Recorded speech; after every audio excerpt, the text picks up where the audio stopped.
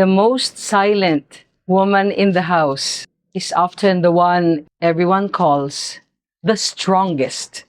Habang ang lahat ay nabusog na, siya yung huling kumakain. Habang mahimbing ang tulog ng lahat ng miyembro ng pamilya, siya yung naiiwan at nag-iisip paano pagkakasyahin yung budget, paano babayaran yung mga bills, paano sisiguraduhin na everyone is okay. The wife, the mother, the caregiver, the breadwinner, at kung paano mo pa siya gustong tawagin. But somewhere along the way, nakakalimutan na niya yung para sa sarili niya.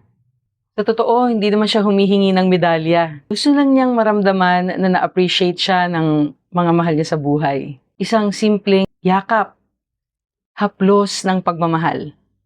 Isang simpleng, pahinga ka muna ma, ako na muna ang bahala dyan. Pero sa totoo, tanggap niya, reklamo.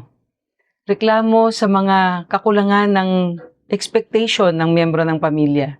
Yung pakiramdam na binigay na niya yung buong buhay niya, yung buong sarili niya.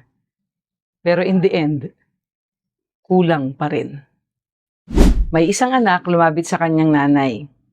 Ma, gusto ko, paglaki ko, maging anak kita. Kasi gusto ko na alagaan kita. Napaluha si nanay, pero napangiti din. Sa gitna ng lahat ng pagod, may mga tahimik na puso na natutong magmahal dahil sa lahat ng sakripisyo na binigay niya. To every wife and mother, remember this. Your worth is not measured of how exhausted you are. Hindi kasalanan magpahinga, hindi kakulangan ng humingi ng tulong. And to every husband and child, love is not only spoken, it is shown through gratitude, respect, and shared responsibility. One day, the meals will be forgotten, the laundry will be replaced, and the house will change. But the love, the tears, the sacrifices of a mother will remain in the hearts of their family forever.